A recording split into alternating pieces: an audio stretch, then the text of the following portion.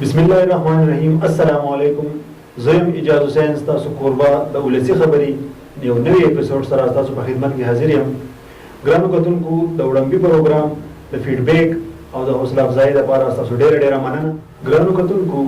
د صحت شعبه داسې شعبه ده چې په دې کې خپل فرایض په ایماندارۍ سره ادا کړی شي. دا هم خدمت دی او هم عبادت دی. او نن زموږ موضوع چې صحت او د ډاکټر د سوشل لایف باره کې به تاسو سره خبرې اترې کوو. زموږ سره نن په سټوډیو کې زموږ دوه درانه میلمانه ناست. موږ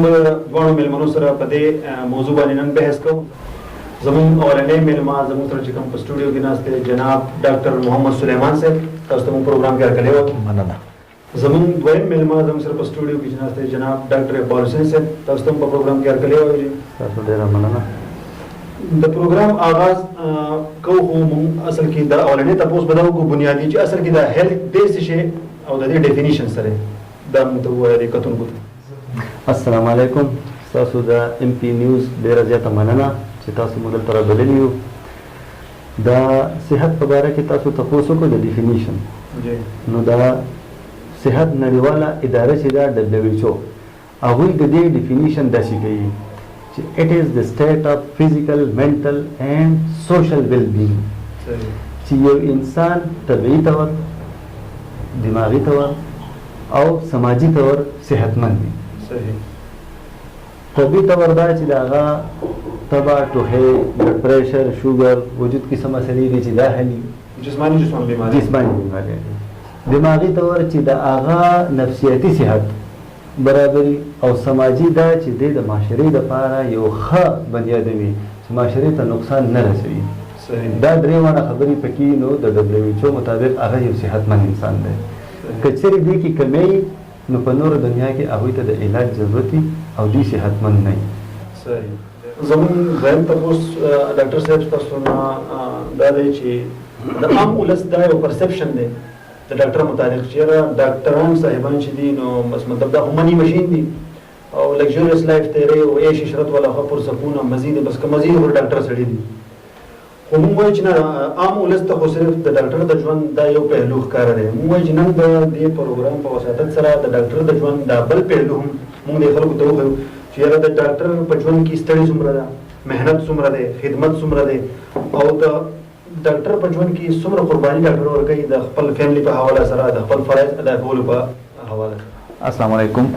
سر د ایم پی نیوز ډېره مننه چې تاسو موږ راوغوښتو.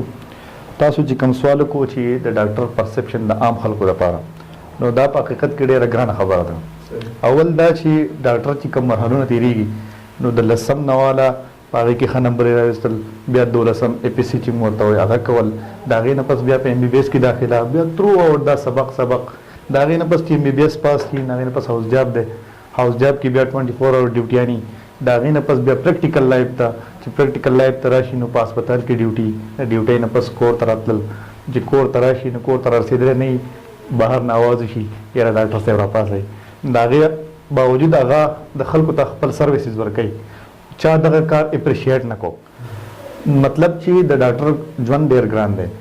خاص کر د هغه ټایم منیجمنټ چې یاره فیملی له ټایم ورکول، ډیوټي له ټایم ورکول او د دې ټولو کوارډینیشن د یو بل سره برابر، دا ډېر ګران کار دی. لکه د دې ټولو خبرو مقصد دا شو چې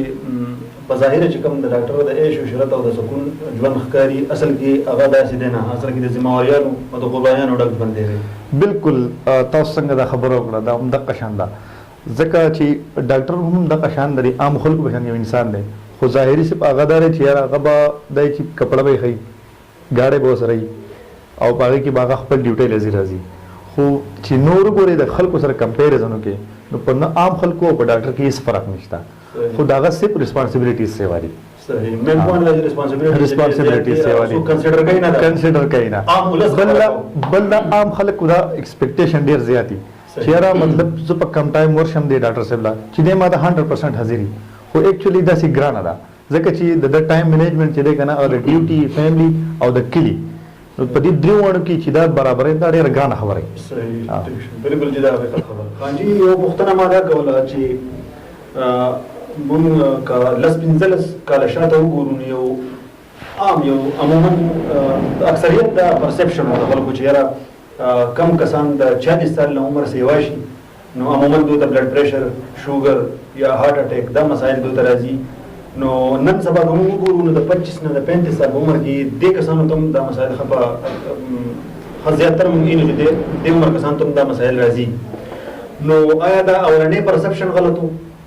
او کنا دا اوس چې د 25 نه د 35 په منځ کې د کسانو ته دا مسایل کېږي نو د بنیادی وجوهات سره د ډایټ زموږ ټیک نه د خوراک سره مسله وجوهات سره دا کومې بیماریانې چې تاسو یاد کړئ لکه شوګر بلډ پریشر او د زړه بیماری نو دا مورثي بیماریانې دي خانداني بیماری چې څه ته وایي او دا د هر یو راتلونکي نسل کې د 15 کالو نه د 15 کالو پورې زر راځي لکه د نیکه باندې فرض که په 80 کاله کې دا بیماري راغلې وه نو د هغه په زوی کې به د 15 کالو په عمر کې راځي او په لوسي کې به د 10 کالو په عمر کې راځي اندازې مطابق لازمه نه ده چې په ټولو کې وي نو که 15 کاله مخکې تاسو چې 40 کاله کې راځي نو د هغوی نسل چې اوس راځي دوی ته به په 15 کالو کې راځي دا بیماریانې دویمه وجه چې ده هغه زموږ د خوراک معیار دی لکه هغه یوازې دا نه چې په اوس خلک غوړ او خواږه خوري پخوا هم خلکو خوړل خو اوس د دې معیار کوم چې په کارخانه کې جوړېږي نو هغه ښه نه دی ځکه چې دا قدرتي نه دی دویم په خوراکونو خاص کر سبزیان یا فروټ چې دي په هغې چې کوم سپریګان او سري چې زهریله څیزونه دي هغه هم زموږ صحت له ډېر نقصان ورکوي سلیمان صاحب تاسو نه د کوټې په حواله سره تپوس کوم چې کوټه ډېره لویه علاقه ده که تاسو فکر وکړئ نو د تلنګ بي ایچ یو دی یو دلته او بیا په نیوي کې ډسپنسري ده نو تاسو په حیثیت ډاکټر تاسو څه خیال دی دې باره کې مطلب د دې ټول ایریا یا د ټول علاقې څومره آبادي چې د دې د ضرورت د یو ډسپنسري او یو بي ایچ یو پوره کوي دا سیده اجازه صاحب چې بي ایچ یو بیسیکلی چې دا کیچمنټ ایریا چې هغه د 25000 نه ور 30000 پاپولیشن په منځ کې ټیک شو بل دا غیر ریکوایرمنټ دویم دا دی چې هغه په اسانه خلکو ته لکه رسیدي شي ورته خلک نو زمونږ د تلنګ او د کوټې کم کمپیریزن وکړو نو تلنګ د دې عام خلکو نه ډېر لرې پرېوځي ټیک شو نو کومګه داسې ووایو چې هغه دا بي ایچ یو دی دلته په نیو کیل کې او ډسپنسري دی هلته د هغې فایده به عام خلکو ته ډېره زیاته وي لکه ستاسو مقصد دا دی چې که د بي ایچ یو مین سینټر ته راوځي بالکل او ډسپنسري که سایډ ته لاړ شي بالکل بیا د دې فایده ډېر راوځي بالکل بالکل بي ایچ یو کې مطلب موږ د یو نه زیات ډاکټر هم ساتلی شو د هغې کې یو سره نور سپورټینګ سټاف دي په هغې کې میډیکل ټیکنیشینز دي LHVs بالکل ایگزیکټلی LHWs دي او بل دا ډاکټر د دې میډیکل ټیکنیشین په مرسته سره د خلکو سره کمیونټي سیشنز کوي نو په دغه کمیونټي سیشنز کې د عام خلکو ټول مسایل چې دي هغه پکې مخکې راشي او د هغې د حل کولو کو دغه وشي خبرې غرض دا دی چې دا سینټر ته راشي مین سینټر ته بالکل نو فائدې به ډېرې فایده به ډېر زیاتې کوم چې څنګه عام پاپولیشن دا هغو ته به ډېره زیاته فایده وي زما پوښتنه ستاسو نه ده چې د عام ولس دا خیال دی چې په مارکیټ کې نن سبا چې کوم میډیسنز پراته دي اکثریت غیر معیاري ادویات دي او عام ولس په ډاکټر باندې دا کوته چوتای چې دوی غیر معیاري پرسکرپشن کوي مریضانو ته دوايي نه لیکي نو به حیثیت ډاکټر تاسو دې باره کې څه خیال دی او د دې وجوهات څه دي ډېر زیات ښکلی سوال تاسو وکړو دا سوالونه موږ ته مخامخ هم خلک کوي او تاسو هم په دې فورم باندې اوچت کو دا د ډاکټر مسله نه ده چې دوایي معیاري ده که نه ده زموږ سره څه داسې پیمانه نشته د ډاکټر سره موږ خو هغه دوایانې لیکو چې د هغې فارموله موږ ته معلومه او هغه په دې ملک کې دننه د منسټر اف هیلث سره رجسټر وي چې هغه په بهر ملک کې جوړه شوې دوایي ده او هغه که زموږ په ملک کې جوړه شوې دوایي ده خو چې د پاکستان د منسټر اف هیلث نه رجسټرډ ده د هغې رجسټریشن نمبر پې شته بیچ نمبر پې شته مینوفیکچرینګ ډیټ او ایکسپایري ډیټ پې شته او په دې لیمټ کې دم نه دی نو ډاکټر دغه فارموله لیکي او قانون هغه ته دا اجازت ورکوي چې دا کمپني هم لیکلی شي دا کمپني هم لیکلی شي دا کمپني هم لیکلی شي اوس د هغې کوالټي څنګه ده هغه بیا د کوالټي کنټرول والا کار دی چې هغه د منسټر اف هیلث سره دی اوس دا خبره ده چې یاره هره کمپنۍ نه د هرې کمپنۍ دوایي دي د مختلفو ځایونو اوچته کړی شي هغه د باقاعده ټیسټ شي چې د چا دوایي څومره صفا ده مطلب پیوریفاید کنسرن اتھارټیز کار دی د ډاکټر کار ده دویمه خبره دا ده چې زموږ په ملک کې لکه فارموله یو ده، مختلفه کمپنیانې دوايي جوړوي، د هغې قیمتونه کم از کم یو شان پکار دي چې فارموله یې وایي چې قیمت یې وي. بالکل چې قیمت یې هم وي. که فرض که موږ وګورو په بازار کې، یو ساده مثال در کوم، په بازار کې دغلته کینوان پراته دي، په هغې دا نه دي لیکلی چې دا د دې باغ کینو دی، دا د دې باغ کینو دی، دا د دې باغ کینو دی. کینو دی او قیمت والا یو وي. بس ده که نه؟ غوړي دي، چیني دي، چای دی، دا زموږ روټین استعمال څیزونه دي، د هغې قیمتونه یو دي چې یو جنس دی. خو که دوایي یو جنس دی نو د هغې قیمتونه بدل دي. پکار دی چې دا دي یو شان شي. د ولس د عام ولس د ذهن نه دا خبره هم وځي. دو نمبر معیار هم ډاکټر صاحب تاسو څه خیال دی؟ ډاکټر صاحب بالکل ډاکټر صاحب داسې خبره ده چې موږ ته هم اکثر داسې مریضات نشي نو چې موږ هغوی ته دوايي لیکو نو هغوی پکې موږ ته وایي ډاکټر صاحب هم مجبوري ده. جی نو بیا موږ سوچ کوو چې اوس لو پرایس والا موږ ته کم څه دوايي رایلی شي چې موږ هغه ولیکو، ځکه چې دا ټولې دوايي نه رجسټرډ دي. خو ستاسو خبرې سره بله ایډ کوم، د لو پرایس سره زموږ په ذهن کې بله خبره راځي، دا بغیر معیاري. بالکل دا خو زموږ دا ډیفرنس ختمول غواړي. ټوله دې ارزانه شي. بالکل دوايي زویم چې په دوايي کې دې ګټه کم نه کم شي، ځکه چې دا زموږ مجبوري ده، دا موږ د شوق نه استعمالوو، دا زموږ مجبوري. نو د خبرې غرض بیا دا شو چې کنسرن اتھارټیز دا پکار ده چې په لایسنس شګول کوم هغه بیا ایگزیکټلی په دې باندې بیا ځکه چې کله دوايي له دې لایسنس ورکوي یا ولا قیمت دی، دا خو د ډاکټر نه څوک تپوس نه کوي، نه زمانه کوي، نه د ده نه د بل نه. چې اتھارټیز ولا لایسنس ورکو نو ډاکټر به خامخا لیکي، زموږ کار صرف لیکل، ډاکټر به خامخا لیکي او په مارکیټ کې اوپن اویلیبل دي. بل خبره دا کنه چې هر کمپنی لکه دا چې موږ لیکو دا موږ څه په غلا خو نه لیکو. بالکل نه سبب بلیک مارکیټ نه د دې کوېسچن مقصد هم دا و چې عام ولس ته دا خبره واضحه شي. بالکل جی، ځکه چې دا ټول کار د منسټري اف هیلث دی، بس دا هغو په کار چې هغه هغه دوايي لکه څنګه ډاکټر صاحب وایي چې یاره ټول پرایس دی یو شان شي، ټیک شو په کار دغه وشي، غیر معیاري دوايي دا هغو طرفه بین کې د په کار دي. زه به دې کې یو خبره ایډ کول غواړم ډاکټر صاحب چې زموږ المیه دا ده چې کوم شی په مارکیټ کې الریډي موجود دی جی نو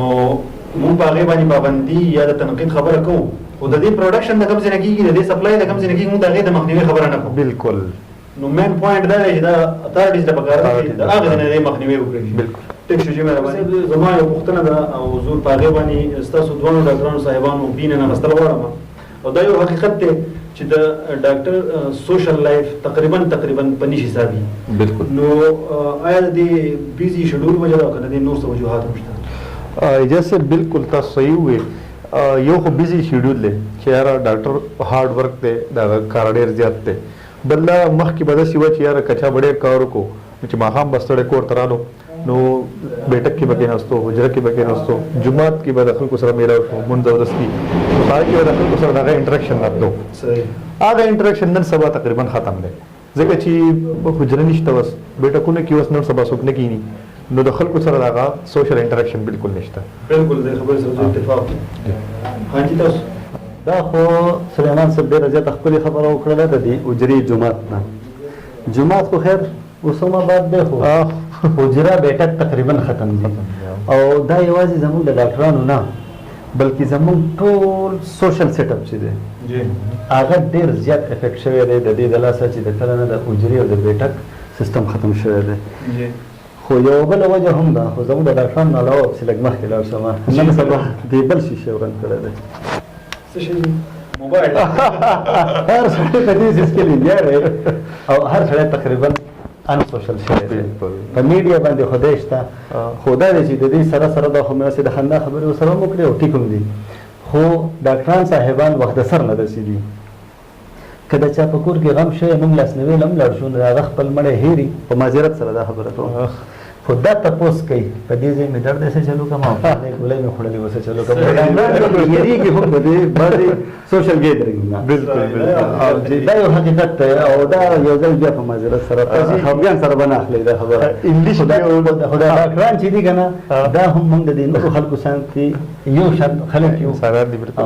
لکه تاسو به چېرته نه یې لیدلي چې په موبایلس کې ناست وي او یو بینکر چا را ایسار کړی ته زما دا چیک پاس کړم چک دلته پاس او دا یو خبره ده خو زما هغه لون دې څنګه چلو بالکل. یا فرض کا یو سکول استاد چاره یې سر کړی په جنازه لاس مې وکړي چې یاره ته دا پلانې کوېسچن ما ته حل کړه که نه د میتس دا خو ډاکټر سړي دپاره دا مسلې نشته نه مې چاته ولیدو چې یو وکیل ناست دی او هغه په یو غمخانۍ کې دی او هغه د چا کیس لړه وهي لګیا دی نو زه خلکو ته یو خاص کوم چې ډاکټر سړی کله ستاسو غمخانۍ له درشي نو مهرباني وکړئ او دې صرف د یو میلمه یا د تپوس کوونکي په حیثیت باندې دغلته کې ځان سره کېنوئ خدا تپوسونه ترې مه کوئ چې دې ستاسو سره له کوټې کیني پاسې ډېر خیر خبرې ستاسو ټولې په خپل ځای صحیح دي او ستاسو دا ګیلې هم صحیح دي د ډاکټر کمیونټیز خو دا خلک په تاسو مخې دي او ستاسو عزت کوي او د دې احساس ورسره شته چې یاره مطلب زموږ مسایل دي زموږ ته دا بیماریانې دي دا مطلب کوي خیر دی تاسو هم ګزاره کوئ هغه هم ګزاره کوي زموږ نه بیل دی سلیمان صاحب بالکل او په غمخانۍ کې دا د دې شیزونو خیال چې په خپله دا موږ نوټ کړې ده او ځکه هغوی زموږ دا تپوسونه کوي چې موږ ډاکټران ورته چې غوسه شوي به نه یو بالکل د دې هر څه باوجود بیا هم د هغوی جوابونه ورکوو او کوشش به کوو چې نور هم ورکوو تاسو د موبایل خبره کله کوي چې سوشل دی خلک کنه نو په میډیا باندې سوشل دی خو پریکټیکلی هم په دې یو انګلیش جمله ده وایي چې those people who are unsocial they use social media yes دا exactly دا خبره ده ځکه موبایل دغه شوره شوی نن سبا ټیک شو ډېر thank you تاسو دواړو درنو مېلمنو ډېره شکریا ده کوم چې تاسو په دومره مصروف شیډول کې خپل ټایم وستو زموږ پروګرام ته راغلی ډېره زیاته مننه تاسو ډېره ګرانو کتونکو تاسو زموږ دواړو درنو مېلمنو خبرې اترې واورېدې ډېرې زبردستې خبرې وشوې نو زه امید لرم چې عام ولس ته به ډېرې خبرې کافي خبرې به دې کې واضحه شوي او ستاسو د فیډبیک او د مفید مشورو په کتنې سره تر بل اپیزوډه پورې خپل کوربه اجازه ورکوي د الله په امان